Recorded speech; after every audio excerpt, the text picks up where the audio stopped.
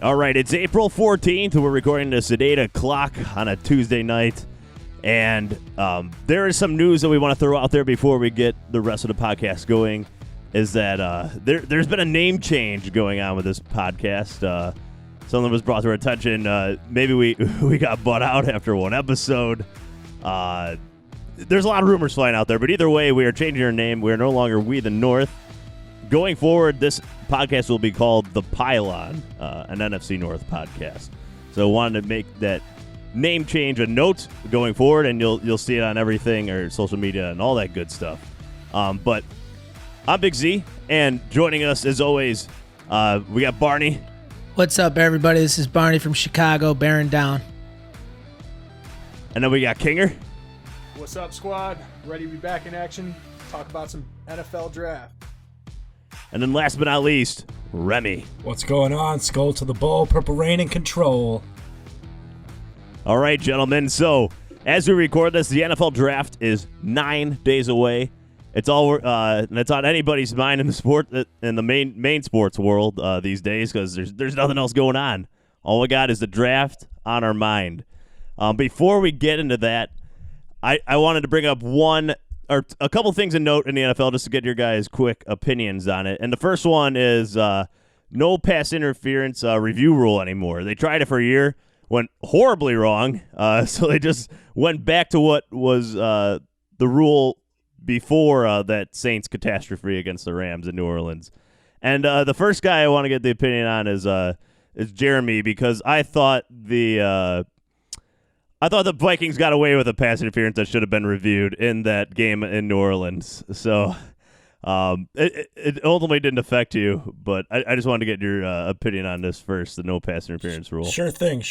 Well, if you look at the tape, clearly, definitely not pass interference. Clearly push off. Clearly, of course, but no. I mean, granted, from a standpoint, Mike Zimmer, he always loves the challenge. Doesn't necessarily win all the time on his challenges. I feel like the league needed to put this rule in effect as some sort of response to what happened with the Rams and the Saints 2 seasons ago. And I mean, as far as the Rudolph goes, you can go look at the grabbing and what have you. And I don't know, it's 50-50.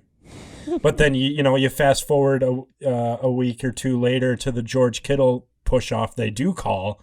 So there's no consistency to it. I was actually wondering how it was going to pan out in the beginning, and to be honest, I didn't see many games become decisive over the call, in my opinion. So Yeah, I would agree. Kinger, do you have an opinion with the Packers? Yeah, I mean, I think it was a rule that was put into response strictly because of the catastrophe that happened in the playoff game a few years ago. I was against it. I think human error is just naturally part of the game, right? I mean, it's been that way for since the creation of sports and since all these leagues have been created in not only the NFL but really across the board in all major professional sports. I think it was really just a cop out, just in strictly because of the backlash. And yeah, the call was made wrong, but I mean, if you look back historically over the years, there's been plenty of situations where it's impacted games in a negative way. Clearly last year with all of the challenges and the lack of calls that have overturned, it really didn't seem to be like it was really a useful tool. So I'm happy they made the move back, switched to traditional, back to the traditional route and got rid of the whole challenge portion. Yeah, absolutely. Let's get your opinion, Barney, since we're going around the horn here. Yeah, like everyone touched on, I think there was good intentions when they put the rule in. However, after like week 3, every fan kind of realized that they're not going to overturn any of these anyway. I think they overturned maybe 3 or 4 calls all year. So for me, I just got even more frustrated just because it would really piss me off. Let's say if a team. Like my Bears or something like that, they were on the wrong side of the call, and then Nagy would throw a flag and challenge it, and it's just like, we just got fucked on the call. Now you're going to throw away a timeout because even though it was egregious and it was a bad call, these refs aren't going to change it. So, I'm happy it's gone. Like I said, there was good intentions that they were going to use it, but they didn't really put it in to do anything other than make the Saints happy. So It sounds like you're happy that it lessens the chance of Matt Nagy making one less bad coaching decision. That's what I heard. Oh, you're too funny, man. Yeah, I agree. I like the rule in principle. The execution was just horrendous in terms of them implementing it into the league. I still think they need a sky judge. I have no idea why they don't have one. We saw it work really effectively in the XFL for the 5 weeks it was around. But I would like to see the NFL move forward in that regard. But there was one more topic I really want to quickly touch on, and that was Christian McCaffrey getting a 4-year deal, $16 million on average. Would you want your team, the Packers, the Bears, the Vikings, to give $16 million to a running back, even of McCaffrey's caliber, who's a running back / wide receiver? I'm personally saying no. I would not want to see the Lions do that, and I wouldn't expect them to the way they run the team. But, I mean, Barney, if Tariq Cohen added on 40 pounds and became a running back all of a sudden that can go through the tackles and also be a receiver, would you give money to a guy like that? No. $16 million a year? No. I think McCaffrey definitely is worth it just from all the talent that he can do. But you got to be in the right situation on the right team to, kind of make those ends meet. The value of the running back is kind of diminishing a little bit over the years, just because the pass is becoming so much more important in today's game. But good for him, White Lightning, getting the highest paid running back in history. I'm happy for him because I had a big bet in the Rose Bowl back when it was Stanford and in Iowa, and his first 3 touches of that Rose Bowl game were all touchdowns. And so I've always been a big McCaffrey fan after he won me a couple bennies. I'm sure Remy remembers that one, right? Absolutely. That was our year, and man, they snatched that up. But props to McCaffrey for that. Outstanding player. Oh, boy. So, I just want to get those 2 topics out of the way really quick before we moved on to the main focus of this podcast, which, of course, is the NFL draft. But to kind of take a different approach on this and just go right into the current draft, we wanted to take this conversation or start it off, rather, with how our teams kind of got there. And what we want to discuss at the beginning of this podcast is what drafts in the last decade, so this is 2010 to 2020, proved to be the most important for each of our teams, whether they be good or bad. And as a Lions fan, I can definitely speak on this for certain. But I wanted to kick it off with you, Barney, and your Chicago Bears, and get your first opinion on this topic. So, what would you say is the most important draft in the last decade for your Chicago Bears? Well, I'm gonna have to crack open a beer for this one, but everyone knows this one's coming for the Bears. 2017.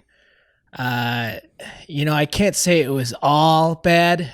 There was a couple good highlights in there, but this one just sticks out the most because it really altered our progression as a team when we were coming out of the Trestman era.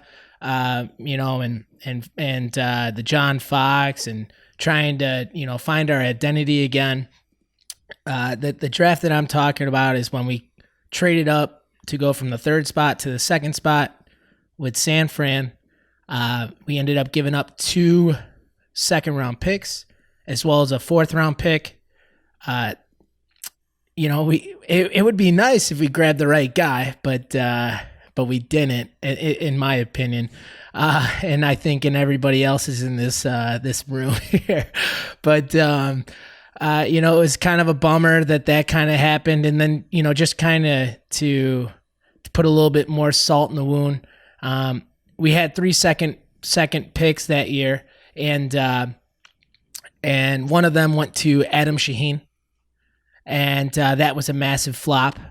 And then the two other picks that we traded from the second round, one was from, I was wrong, one of them was from this draft and one was from the next, but those players turned out to be Alvin Kamara from the Saints and Fred Warner, the linebacker for San Fran. So, really two guys that had tremendous years this last year. And, it was just such a brutal start to the draft. But the reason why I don't give it, the worst draft ever, because, Pace was able to find Eddie Jackson in the fourth round. I think he's going to be a perennial all-pro player. I think he's really the real deal. And the only reason why he slipped to the fourth was because he had, I think, a broken leg at Bama his final year. And then in the fifth round, we grabbed Tariq Cohen. Yeah. So, it wasn't, the worst, but it was, if I just, scale it on a 1 to 10, I would probably say it was probably about a 3.5, 4. So Barney, I got a question for you. How much, obviously you have to hold Pace and just obviously the front office responsible for making the decision to trade up and draft Trubisky. But realistically, you see people and fans always debate, they could have got Watson, they could have got Mahomes. Obviously Deshaun Watson was in play, and he probably seemed like the most realistic option. But do you hold Pace accountable for not stepping up or really not even evaluating the Pat Mahomes like some of these other Bears fans do? Yeah. You have to hold them accountable. You can't just give free passes, right? So, it was tough. It was tough for me because, I'm a big believer in the NFL standing for not for long. I don't really like taking a position, high quality positions of college players that have significant injuries, and so Deshaun Watson's a winner. There's nothing that I could ever say that's going to disprove that. I believe that wholeheartedly. However, he tore his ACL and had some knee issues in college. I can understand maybe not grabbing him, and being scared off from that. What sucks is hindsight is always 20/20, and Trubisky wasn't the guy, and now there's the MVP of the league, that was taken at, I think, the 10th or 11th pick in Patrick Mahomes. So I hold him accountable, but I don't know what you can do there. Barney, even taking Mitch Trubisky as the first quarterback of that trio already may be a mistake. But, this is in hindsight. But what you can't excuse in hindsight is trading up one spot ahead and giving up all that draft capital. That just never has made sense to me. Because there's no chance in hell San Francisco was ever taking quarterback at that spot. Well, yeah, I don't think that was the issue. I think, Pace got bamboozled. Don't get me wrong. I'm not defending him, but I'm thinking here's what was going down. They're all in the war room, right? And they're all picking their guys. And your comment about, Mitch Trubisky being the first one off the board, if you go back, he was Mel Kiper's, Todd McShay's, he was everybody's top quarterback. It was the only thing was that he only had 1 year, and it was just like, can you believe that? So regardless of all that, he got bamboozled, but I think the reason why he traded those picks up was because the Bears themselves at 3, one thing Pace does really well is that nobody knows what he's going to do for a lack of, not to say like everything that he does is great, but he really keeps his decisions inside the room and it doesn't get leaked out. So all the talk was Jamal Adams, Solomon Thomas, all these guys. It was never a quarterback. We weren't even interested in Mahomes. We weren't interested in Watson. So I think we kept getting calls. Pace kept getting calls for the third pick because he was thinking that these guys wanted Trubisky, and they did not want Trubisky, but they were calling him about Trubisky so that he was like, you know what, they're probably calling San Fran, and John Lynch swindled our ass. And yeah. Imagine if the Bears had Jamal Adams. I that'd be scary. Yeah, especially because we would have had. Well, then I don't think we would have taken Eddie Jackson in the fourth. But yeah, I mean, there's a lot of what ifs. That 2017 really hurt. Yeah, that draft definitely stands out for me for the Bears as well out of all those years. But let's move on to the next team on our list here, and that's the Vikings, of course.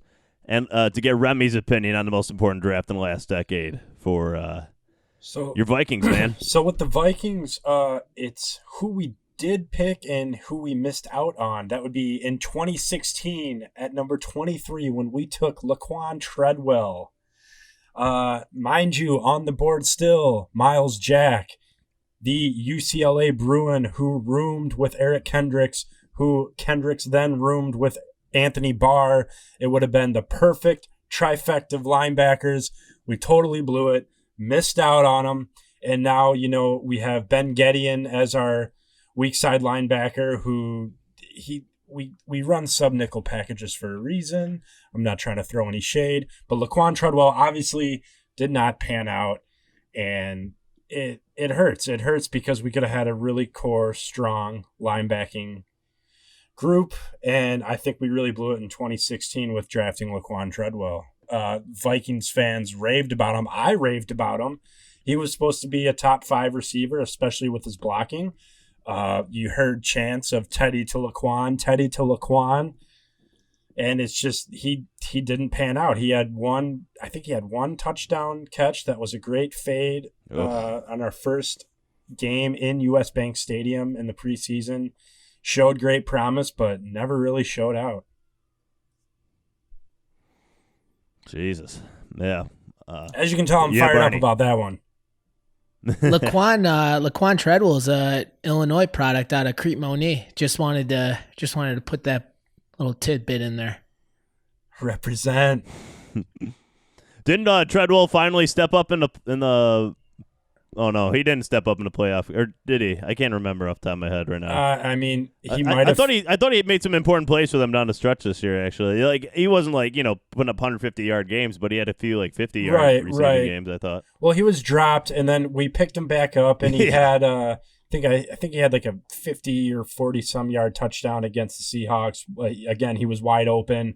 He made throughout his career, he made a great one-handed catch against the Packers for a first down, and just little its and bits, but he was never consistent, never great, never lived up to the expectation at being a first round, especially wide receiver pick. We're kind of cursed at picking wide receivers in the first round, which makes this draft a little bit scary for Viking fans, because one thing we are thin on this draft is, or our team this draft is receivers. Yeah, and I think we'll get into that later in the draft a little bit. I think you're gonna have some opinions on that. Definitely. Yeah, the Vikings, and we'll get into the draft capital and everything like that. But let's move on to the Green Bay Packers now with Kinger, man, and get your opinion on the last decade and which one was the most important to you, as far as the Packers fan goes. I mean, the last decade really has just been about obviously trying to fill role players and fill holes on across the roster that can support Rodgers and trying to repeat that Super Bowl. If we're going to go back the last 10 years, we're going to go back to the most impactful draft being 2010. That would be the year that they ended up winning the Super Bowl, the only Super Bowl championship of the last decade out of the 4 NFC North teams, just to remind everybody. Just we do have one, and that came from Green Bay. So, but okay. that draft class, right. Was definitely great. And if you look at longtime Packers and impactful role players, I mean, in 2010, Brian Bulaga was their first round pick. He goes to the Chargers this year, but spends 9 seasons with Green Bay. Second round, they followed up with Mike Neal. He had 19 career sacks for the Packers as well. Played, I believe, 6 seasons with Green Bay.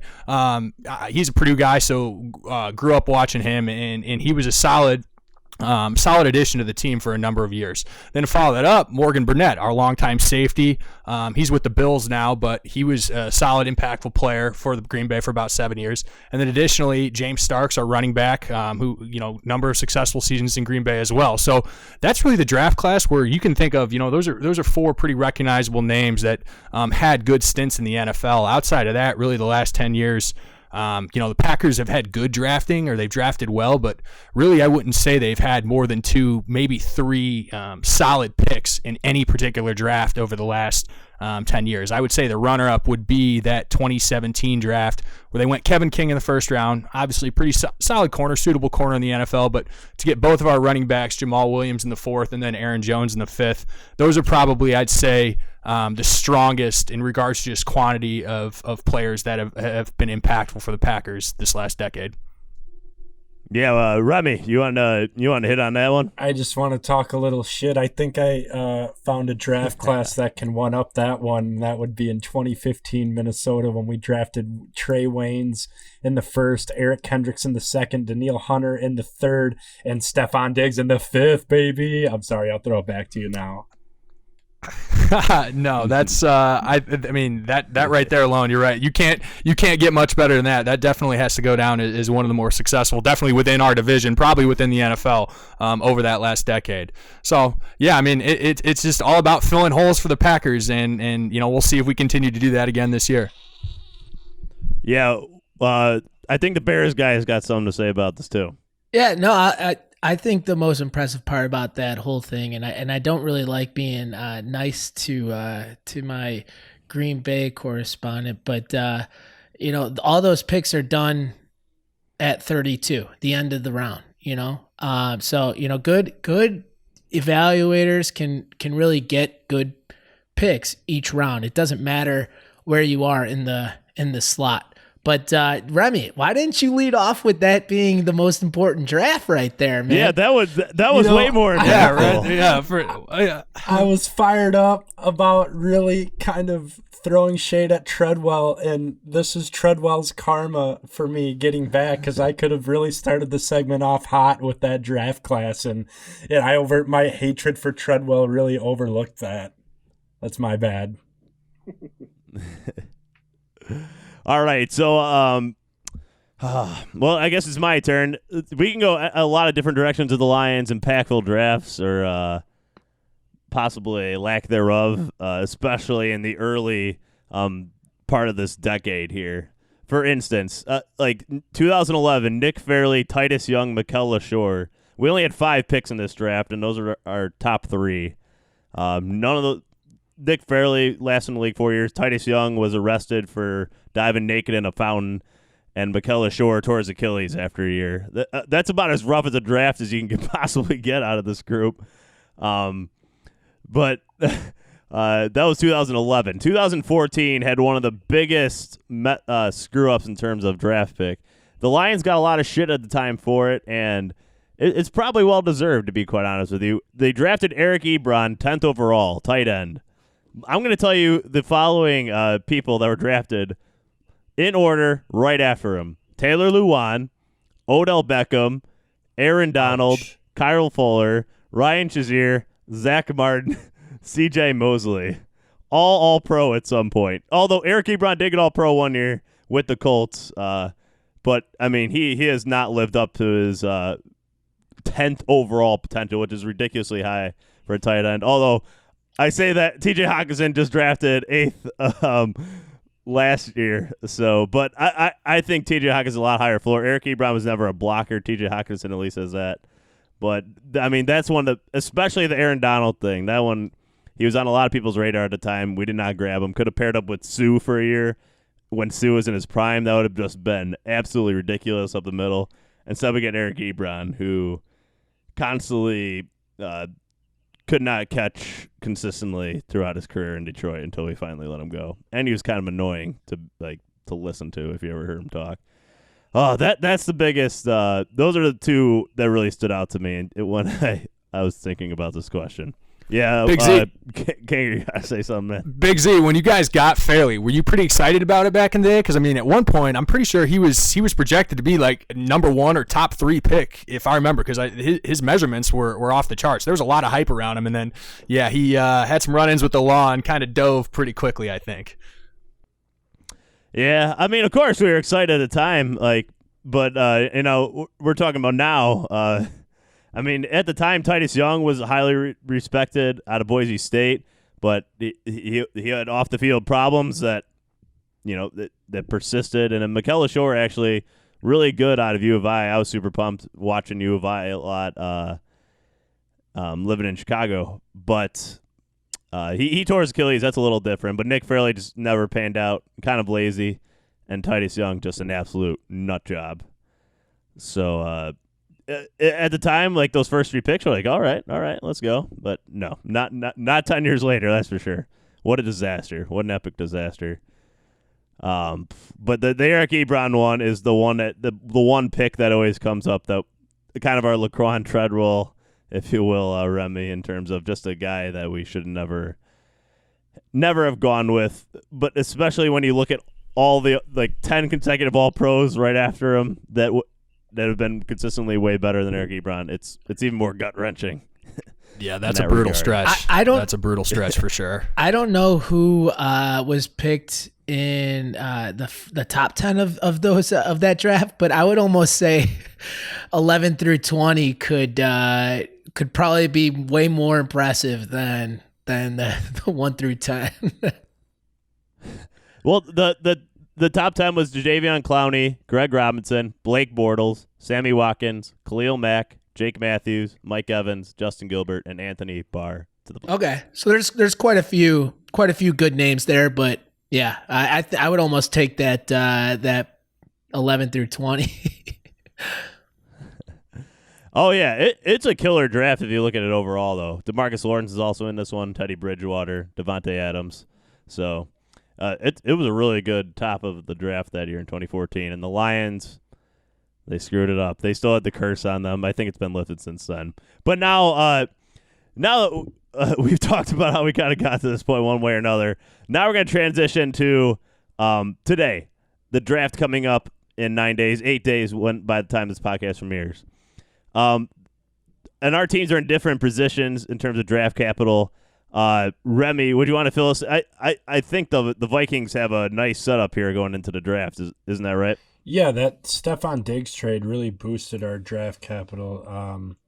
We got a haul for him. We now have 13 picks, which is right where Rick Spielman likes to be when he goes into the draft, whether or not we start with 13 picks or we start with 8 picks. He's always trying to get around 13 picks usually, and they've done a good job scouting late round guys. We've got guys that step in that we've drafted in the 7th round. J-Ron Curse, for example, played a lot of backup safety and sub-nickel linebacker. And even, we got Stephon Diggs in the 5th round. So we got the capital. Whether or not we choose to move up and use some of that capital to grab someone in the 1st early, or we try and get more capital and really own the draft and start trading back. It's hard for Viking fans now because we are sitting in a very good spot. The last time we had multiple 1st-round picks, we got Cordero Patterson, Sharif Floyd, and Xavier Rhodes in the first round with the 3 picks. And Sharif Floyd, due to injury, had to cut his career short. Cordero Patterson, I still like him, but when he shows up to training camp on one of those electric scooters and he has 2 cell phones and he's just kind of and he's wearing the 84. Not to dig, not to dog my boy Irv Smith Jr., who now wears it, but 84 in my opinion should be retired in Minnesota. But Cordero Patterson, he's great. But yeah, it's hard to kind of speculate what we're going to do, if we're still going to have those picks or if we trade some of those picks away for a player. Yeah. So Remy, I'm just going to, you guys, I'm just going to kind of combine our segments here and just kind of piggyback off that. So you have 13 picks. Most likely the Vikings are going to trade some of those to trade up and get some guy that they want, maybe in the middle round, especially because I'm looking at their list. They have 2 6th-rounders and 3 7th-rounders. Yeah. Kind of unnecessary at that point. They're going to trade that away either for a future draft pick or something like that. We could. Yeah, we could. So what are the Vikings' needs here in this draft? The Vikings need, with 3 lines and an exclamation point after it, corners. We need cornerbacks. You guys can make a joke and say a quarterback. No, but my boy Kirk Cousins is here to stay for at least 2 years. No, we need corners. I know, and we also need a backup safety, and we need some wide receivers. All right, so who are you targeting then in terms of those needs? I think I can speak if you for give, like, your top 5 guys or something. I think I can speak for every Viking fan when I say I hope Trayvon Diggs is there at 22. He is a 6'2" corner, very physical, and Zimmer loves his 6'2" corners. Also, homegrown Antoine Winfield Jr. He's a safety out of Minnesota. We definitely need some help in that secondary. Obviously, you got to go receiver sometime in there. So whether you pair it with, we hold the 22nd pick and the 25th pick. The last time we picked at 22, we got Percy Harvin. Harvin a good time in 2009. The last time we picked at 25, we got Xavier Rhodes. So we really need to hit on these picks. It's important. As far as receivers go, I think the best receivers in this draft, CeeDee Lamb or Jerry Jeudy. Whether they're going to be there at 22, I highly doubt it. Wait, hold on, Remy. Before you get into wide receivers, I just wanted to get either King or Barney's opinion out there on any other cornerbacks that you think the Vikings might target in that range, because the Vikings have 2 first-round picks, right, Remy? A 22 and a 25. Yep. Yeah, so I mean that's right in the range there where it's these mid-tier cornerbacks. Maybe some teams want them to fall down, but Barney, do you have something to say about at least the defensive backs here? Yeah. So everything that I've been reading is that it's, and I'm just going to also group this in with the wide receivers, is that the top 3 in the cornerbacks case, the top 2 cornerbacks are solidified.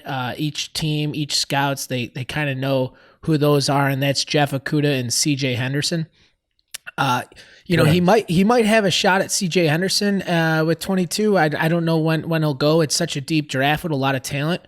That looks pretty good, but everyone, scouts across the board, for cornerbacks and wide receivers, 3 through 15. Everyone, there's no parity. Everybody has different rankings for everybody. So for people who do have the good eye, you can get some guys in 2nd round, 3rd round that are really high quality. But for Remy, there's Jeff Gladney out of TCU, there's Jalen Johnson out of Utah, and even AJ Terrell from Clemson. I think those guys are very good. Especially with that 25th pick or even at the start of the 2nd round. There's a lot of good options there for the Vikings. Yeah, but Remy, let's go back to you now on receivers that you were targeting for the Vikings. Obviously, if we could trade up even further, to grab either CeeDee Lamb or Jerry Jeudy, that would be game changing. Otherwise, they have been linked and have some interviews with Denzel Mims. He's comparable to like a Tyreek Hill, small, fast. They just did an interview with him, and growing up, he was a Viking fan for the simple fact that they wore purple, and he likes the color purple. But I do think this is a deep receiving class. I think we could, if we don't necessarily get our guy in the 1st round, we could get that KJ Hamler 2nd round. He's quick and speedy. So it's just what we want to do and who we want to get, and who Zimmer and Spielman think best fits as Diggs' replacement. Is there any chance that they trade up? They use these 2 first-round picks to trade up for a guy like Tua or Herbert to have as a future quarterback behind Kirk Cousins? Absolutely not. All right, just wanted to get that out there. No, absolutely not. You never know, man. You never know. But yeah, that'd be a reach probably for the Vikings. Denzel Mims, though, you mentioned that guy. I think he started the draft process as like a mid-tier guy, and he's just zoomed up draft boards. He had a really good Senior Bowl, had a really good combine where he ran a 4.38 40, and just like crush it on the vert, crush it on 3-cone drill. The guy and broad jump 10 foot 11 inches on the broad jump. The guy's super explosive. He's done very well for himself in the process, so that's a good name to throw out there. Absolutely. And one last thing I'll add, we also have been linked to possibly landing a defensive end in AJ Epinesa out of Iowa, which I would love to see, because with the departure of Everson Griffin, Bet you would. The possibilities are endless. Whether we trade up, whether we stay, I'm just excited to get this thing rolling. All right, man. So we'll move on now. I think we'll move on to the Bears. So, Barney, if you can kind of go over what the Bears situation is coming into this draft and some of the needs and guys you're looking at. Yeah. So we're not going to have too much fun on Thursday night. I'll tell you that much, unless Pace decides to trade some future capital. I don't think we'll have a pick, but we have 7 total. It's not a good looking draft for us. We only have 2 picks inside the top 160. And those 2 picks are in the second round, picks 43 and 50. It's going to be a very non-sexy draft here for the Bears, but that's the way I want it. In terms of what we have here, so basically what we really need to really fix up our line. And I think going inside to out, that's the approach that we should. I think we have 2 young, pretty damn good guards here in terms of Cody Whitehair being the focal point of our line. I think James Daniels decent, and I think if we can really help them out with a nice center, there's 2 prospects that I think are awesome, and that's out of Michigan, Cesar Ruiz. He's the overall consensus top center. I'm thinking that the only way he makes it to us is if, there's a run on talent in terms of skilled positions. Really hoping that he might be there when 43 or 50 come. And then there's a guy named Lloyd Cushenberry from LSU. He's a captain, a national championship team. Just great name. Yeah, absolutely. Cushenberry, you're gonna have fun with that if you get him. Oh, absolutely. But those are 2 guys, not sexy at all, but I think those 2 would be great. But I think the Bears will do what we did back in 2016 when we were in the second round. Back when we grabbed Cody Whitehair, we started off with the 41st pick, much like we have here with the 43rd. We traded back. We grabbed the 49th pick overall, and then when the 49th pick came, we traded back again to the 56th, and both of those trade backs netted separate 4th-round picks, and I think that's kind of what the Bears are going to look to do unless there's a prospect that falls that we can't pass up. But I would expect at least one of our picks to be traded back for whether it's a 3rd or a 4th-round pick, so... I like some guys here. If let's for parity here, if we do choose 2 guys in the second round, I would hope that one of them would be a corner if we took a interior lineman, a corner or a safety. There's a couple names out there that I really like. Jeremy Chin is somebody that's really rising up a lot of draft boards. He's from Southern Illinois, the Salukis. When's the last time the Salukis had somebody prominent in the draft, right? But he's a real big athletic safety who can come in and take over for HaHa. Another guy that seems to be dropping and sliding down a lot of people's boards is Grant Delpit. But regardless, I think he's a talent that, especially if he's put in a good situation, I think a Bears defense is a pretty damn good situation to be drafted into. I think he could make 32, 31 teams upset that they let him go. But as far as a second round, I kind of am just hoping that there's some trade backs and we acquire some picks so that we can have a third or a fourth round pick in this really deep athletic draft. I didn't hear you mention any tight ends there. I feel like the Bears definitely need another tight end on that roster. Is there anybody that you had in mind in terms of tight ends? Yeah, and that would kind of boy from Notre Dame. Yeah, and that would really if it were my draft to be the person making these picks here, I would trade back one of our second picks to get a third, right? And that third I would use. I think Cole Kmet would probably be off the board by then. Crazy things have happened. I think he's the number one consensus tight end. There's a couple really good tight ends though in the third and fourth round that I think you can grab. One of them being Adam Trautman from Dayton, Harrison Bryant from Florida Atlantic, and then one of my favorites, and I wanted to ask Kinger about this because he is a Purdue guy, Brycen Hopkins. He seems like he's a really big, really fast guy, athletic. Can you give me a little bit about your Purdue Boilermaker? Yeah, absolutely, Barney. And I just want to start off by saying that if my guy Brycen ends up a Chicago Bear, it's going to be real tough for me to swallow because I absolutely think Brycen's going to be a successful NFL tight end.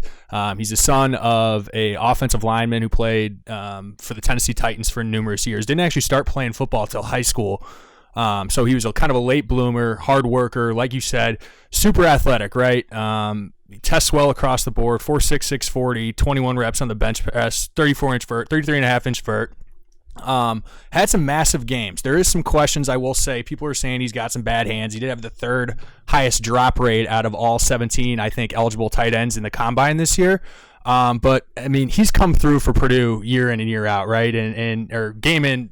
I can think of numerous games where he's had significant impact, right? I mean, just to end the season alone in 2019, his last two games, we played Wisconsin and Indiana. He had 8 for 127 and 2 touchdowns versus Wisconsin, and then followed it up with 8 for 142 and 2 more touchdowns against IU. He is a ball hawk. People saying, again, he's got bad hands, but I haven't seen it. He's been steady for Purdue over the years, and I think he is going to be successful in the NFL. And I'm really hoping he doesn't end up with your Chicago Bears. It's like you go to sleep memorizing those stats. Jesus. What do you got, Barney? Well, yeah, I think it's a possibility here because you know how each team, they're only allowed certain visits and who they can, a certain number of visits. We have met with Brycen Hopkins 3 times now. Which is the most that we've met with a single prospect. So, because I really think that we're going to trade back, I think he's a really a realistic option in the third or fourth or whatever we're able to net, right? Hopefully, those drops are concerning for 31 other teams because the later we can get them, the better. I saw some tape, and tape doesn't lie. He's a physical man, and I think he'd be somebody that could really help out the Bears for years to come. For sure. One more name just as a tight end to throw out there that the Bears could possibly target is Thaddeus Moss. He could be a mid-round guy for sure. Remy, you're shaking your head, man. You wanted to see him in the purple, right? Always. You got to have, how crazy would it be for Antoine Winfield Jr. and Thaddeus Moss to both play next to each other and have their dads come to games? The one place I do not want Thaddeus to go out of all is Green Bay. Do not go to Green Bay, please. We cannot have Randy going there on game days. I don't even think Randy would want to go there on game days, nor would he be welcomed. Yeah, this is back-to-back episodes. You're mentioning this, Remy. I can tell you have some strong feelings. It's honestly motivating me more and making me hope the Packers do get a little bit more involved in the mix with Thaddeus. I was just glad my man Noah Fant didn't go to Green Bay. That's because Green Bay needed a tight end, and I didn't. I was glad, and it hurt me a little that Hawkinson went to the Lions, but I can settle with that. Oh. That's all right. Well, he'll get you. Don't worry. He'll break your heart one of these days. But let's move on to Green Bay, Kinger, and give us a situation there. I think the Packers got a little more draft capital than either the Bears or the Lions in terms of the number of picks, and then your needs, and then the top 5 guys you're targeting.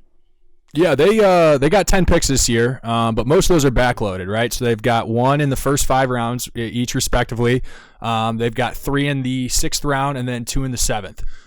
So it's kind of unique because they do have a number of picks, but it's going to be really interesting to see what they do. Sitting in that 30 spot, there have been talks to see that they trade back and try and increase the draft capital a little bit more. But really, I think they really have to evaluate, obviously who's on the board still and the direction they want to go. So I want to start. I got a quick trivia question for you boys. Who do you think when is the last time the Packers used a first round draft pick on an offensive player? Oof. It's got to be quite. Was it Brian Bulaga that you mentioned earlier? So that's a good guess. So we drafted back-to-back tackles in 2010 and 2011. 2010 was Bulaga, and then we drafted Derek Sherrod out of Mississippi State in the 2011 first round. I think he played 6 games with the Packers. I remember he broke his leg in the first season, and then I don't think suited up for another game for the Packers. So it's been 9 years now since we've done that. And I just want to say that I think it's the year that we finally give Aaron Rodgers an offensive weapon. There are numerous holes across the board. Green Bay does need offensive line help, specifically at that tackle position. Interior O-line, quite frankly, as well. And then wide receiver, I'd say. Those two are really the most significant positions in which I'd like to see them make a move. And I mean, just a couple names that that I've seen the Packers have been talking to, and just targets that I like. I mean, Denzel Mims was a name mentioned earlier. We've already kind of dove into him and how he's really come on the scene at Baylor. But the other name that I really like, and the Packers seem to like potentially at that 30 spot, is Justin Jefferson out of LSU. So he's from Strahan High School down there. Obviously, a lot of big, prominent NFL names down there in New Orleans. 6'1", 200 pounds, 4'4", 40. Last year tied for the FBS lead with 111 receptions, second to his teammate Jamar Chase. So LSU, obviously, really solid receiving core down there. This is a guy that's got great ball skills, one-on-ones. He wins a lot of 50-50 balls, and he's had a lot of success from the slot as, a relatively decent-sized slot target. I think he'd be a great addition for Aaron Rodgers. I like Allen Lazard at the other outside spot next year for Green Bay. To have a guy like Justin Jefferson who's got steady hands, a solid athlete, needs to improve his route running a little bit, but think he'd be a great option at 30 and somebody who, if was still there, I wouldn't want to make any moves. I'd like to see them pull the trigger on that. And then just this is a guy, again, that's getting a lot of hype around the Packers, and the offensive tackle position this year is so strong. Obviously, we're going to have 4, potentially 5 first-round offensive tackles taken this year, and the one that the Green Bay has been taking a close look at is Josh Jones, the offensive tackle out of Houston. Really kind of a unique come up for him. The last 2 years, he's actually only been named second team American Conference in 2019, but no real accolades. Only let up 1 sack in 2019. But this is just a big physical prospect, 6'5", 320, good athletic attributes. And they're saying the best thing about him, he's still pretty raw, but the number one thing that they're liking out of this guy is that his mistakes, they're saying, are really coachable, right? It's kind of some basic hand placement, hip movement, feet movement on some pass blocking. They're saying there's some technique issues, but really a lot of hype around him. And they're saying a prospect. Now, me personally, I'd rather them probably go in and try and get a guy that's going to give Rodgers some help or an impact player immediately. Another guy would be Kenneth Murray out of Oklahoma. Super fast linebacker, sideline to sideline, from that 30 spot. He would be a guy that would come in and hopefully give us that speed we've been lacking from that linebacker position. Additionally, with Christian Kirksey, we still really don't know what we're going to do from that other position there. Would he be in that? Would he be in that Blake Martinez role? Yes, exactly, right? So that's kind of the scope behind him. And I mean, that man last year, I think he had 17.5 tackles for loss last year. He was a wrecker for Oklahoma. They're saying he's still got some learning to do in play development and hitting the right holes with the gaps and stopping the run. But in regards to his pure playmaking, sideline speed, they're saying he's the best. And we know that, the linebackers this draft, they're saying it's not overly deep for linebackers. So from that 30 spot, those are three guys that I really like from Green Bay. And if it comes down to it, I wouldn't be opposed with them, moving back into that mid 30s or 40, acquiring another draft pick or two, looking at the Brandon Ayuk out of Arizona State, or looking at a T. Higgins who was mentioned, or a KJ Hamler. I'm just really looking for us to add weapons. It's time. We know we have a couple good years left of Rodgers. Let's switch it up a little bit. Let's go back and try and build that offense, because we've devoted enough resources to the defense over the years. Oh man, I want to. Yeah, what you go? I Remy. just think I might have something. I love how we all smiled when he mentioned there's a few good years left in Rodgers. We know there is, but I just like how the listeners can't I see think it. Rodgers but, on the decline. but we all just smiled. Hey, but we all know that. I think Rodgers is on the decline. Oh, I agree. Hey, wholeheartedly. We all just gave a smile. Hey, you guys can say that Rodgers is on decline just fine, but I would take maybe a slightly declining Aaron Rodgers. Still is the best quarterback in the NFC North, hands down. No. Yeah, so I'm just gonna say that I smile just because I agree. I think you got a few more years left where I think Green Bay will be relevant. Because I'll be totally honest with you, you had 28 straight years of a Hall of Fame quarterback under center, and I won't get into like how great those 28 years were for you, but teams don't go through that kind of luck. And just going back to when you said that 2011 was the last time you guys spent a first round pick on an offensive prospect, I'm shocked. I almost feel like you guys, it was your own doing that you guys didn't put Rodgers in a position to succeed even more. So I think Rodgers has about 2-3 more years maybe of being a very, very good quarterback. But once those years are up, man, I can't think of somebody, unless they pull a rabbit out of the hat again. I can't think of just premier prospects saying, you know what, I want to go freeze my ass up into Lambeau Field with whoever's up there manning the helm. So these next few years, enjoy them, because now you're going to be humbled by the rest of the league.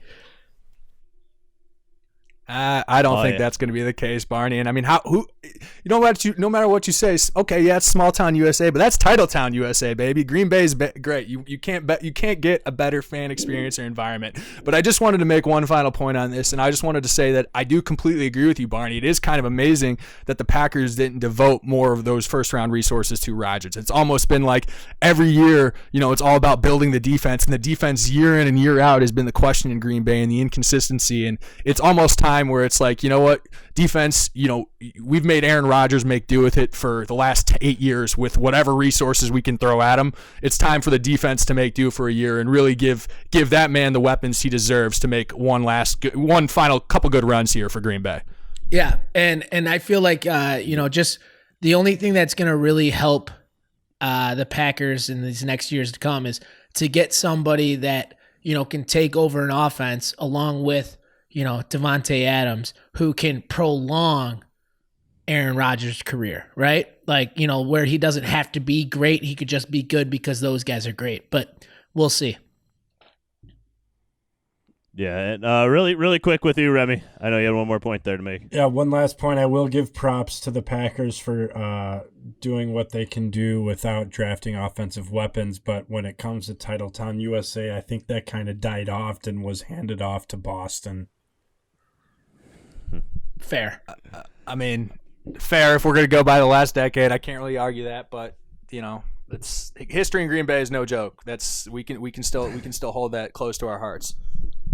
Well, speaking of great history, let's talk about the Detroit Lions. This last part of the last team to cover here in our draft coverage. So the Lions, they have 7 draft picks, most notably the 3rd overall pick in this draft. And that is where the draft is going to get really fun. A lot of people are predicting the top 2 picks being Joe Burrow and then Chase Young. I'm still in the belief the Lions are going to get Chase Young at 3. I think some team is going to fall in love with Tua here and trade up to number 2. That's what I'm feeling because I like to bring up a lot that the Bears traded up to 2 because they thought Trubisky was going to be available at 3. Some other team was going to trade up to 2. We've seen it with the Rams trade up for RG3 to 2. It's happened a lot. There's a lot of history trading up to the second pick to get the quarterback they want. And that's why I believe some team is going to trade up number 2 for Tua, and the Lions get Chase Young. But maybe it's a pipe dream. I don't know. But that's what I think. Now, if it does get to number 3, I think they're going to trade. I think they're going to trade back to either the Dolphins or the Chargers. It seems highly likely because they can still get Isaiah Simmons or Jeffrey Okudah, 2 guys I really like and I would love to have on the team, and I think are realistically available at those spots at the 5 or 6 pick overall, while they can possibly get an additional first-round pick or a really high second-round pick. But Barney, yeah, you wanted to say something really quick? No, I think the Lions are sitting pretty. The only team I'd rather almost be is the Dolphins in terms of picking, because if you guys don't have, let me put it this way, if those 2 picks are the picks that are made before you guys, being Joe Burrow and Young, there's no reason to pick Okudah or Simmons or Derek Brown, somebody I think is going to be a really good player as well. Like for you guys, if you guys can trade back 3 spots, 4 spots, and still grab one of those guys, I mean, you guys will just net picks on picks on picks, and it'll help your guys. I don't want to say rebuild, but it'll help your guys' team. As far as second or third round prospects, a linebacker that I really, really like, he's out of Wisconsin. His name is Zach Bond. This guy kind of reminds me of T.J. Watt a little bit in terms of linebacker. Maybe not quite as athletic as him, but a guy that can play outside linebacker and really make an impact. And God knows the Lions need a good pass rush and a solid linebacker for our defense. That was near the middle to lower part in terms of run defense and really bad in coverage of tight ends last year. So Lions definitely looking for a linebacker. Another name, you threw him out there too, Barney, but I think the Lions could be definitely targeting this guy, Cesar Ruiz from Michigan. The Lions desperately need a guard after letting Graham Glasgow go. They have no one to fill that position right now. I could totally see them targeting him as well. And then if they do trade back to that 6th spot and someone's not there, Derek Brown's a name, and Javon Kinlaw are 2 names that have been thrown out there a lot for the Lions as far as premier interior defensive linemen, because the Lions desperately need a guy inside after losing that bum Snacks Harrison. But yeah, Barney, you want to make a follow-up point here? Are we totally counting out Tua or Herbert for Detroit here at 3? I mean, yes. Why is that? You got Matt Stafford, who just broke his, not seriously broke his, but he just broke his back last year. I mean, you guys got to be thinking of some sort of succession plan. When does that start? For Stafford will be fine. I think he could have came back last year, quite honestly, if they were in sort of any sort of playoff race. He said he was ready to go. The doctors were just being overly cautious. There's no reason to throw him in there while they're out of the playoff race. And honestly, quote unquote tanking to get this 3rd overall pick as high as they could go. There's no reason to throw him in there. Also, I mean, Stafford, he still has 3 years on his contract. They just gave Chase Daniels a 3-year contract for $13 million. There's no reason to throw another rookie like Herbert or Tua onto the roster. It doesn't make a lot of sense. Gotcha. But yeah, Kinger. Yeah, that's what I was going to say. I think the Lions are actually in a good position. The fact that I think Tua Herbert conversation is really starting to heat up. I saw Mel Kiper today moved Herbert ahead of Tua, right? And I've actually got some personal skin in the game with a little wager with I have with that Herbert from last year that Herbert would actually be drafted over Tua. But if you look at some of these, QB needy teams sitting in that, 5 to 8 range, the Lions sitting there at 3, whether, one of these teams gets a tip that, their guy is going to be taken by another one, the Lions are absolutely in a position where, they could hear some offers from these teams moving up, trying to get that quarterback. So, you saying that you think the Lions are out on those guys, I think that is still an X factor or something to be watched on draft day for that particular reason. Yeah, and I love all the Tua hype. I mean, any hype for either of those guys just gets us in a better position. But I think my prediction the day before the draft is going to be Chase Young goes to the Lions still. I think somebody's going to trade up to 2 for Tua. I don't think somebody's going to wait till 3. I mean, Ron Rivera is the only thing that holds me up because Ron Rivera is a big defensive line guy, especially an edge defender guy like a Julius Peppers that he had success with. But, yeah, Barney, one last point here, and then we'll start wrapping up. I just think the only thing that hurts you here is there's not a lot of teams here that could gamble on a Tua here. And I'm only saying because just like the combination of things. I know he's been cleared. I know doctors have said this, that, and the other. But team doctors that are for these teams like, the Chargers, the Dolphins, the Dolphins have 3 first-round picks, so they could, try to take Tua because if they mess up, whatever, they still got a pick or 2.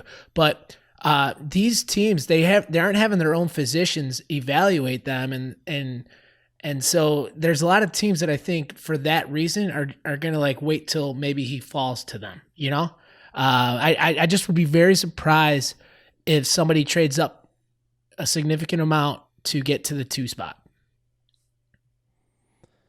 Yeah, I mean, by all accounts, he's super healthy. I know that their team physicians need to look at him personally, but I mean, at the combine, he got looked at, and all reports are fine there. It's just the next step of the process is what they need, some finalization on maybe.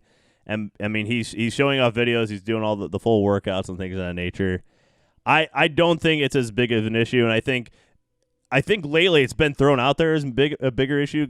People love throwing these stories out to try to downplay a guy. It's this time of year so wild with all these rumors flying around everywhere. It's hard to believe some of these things sometimes.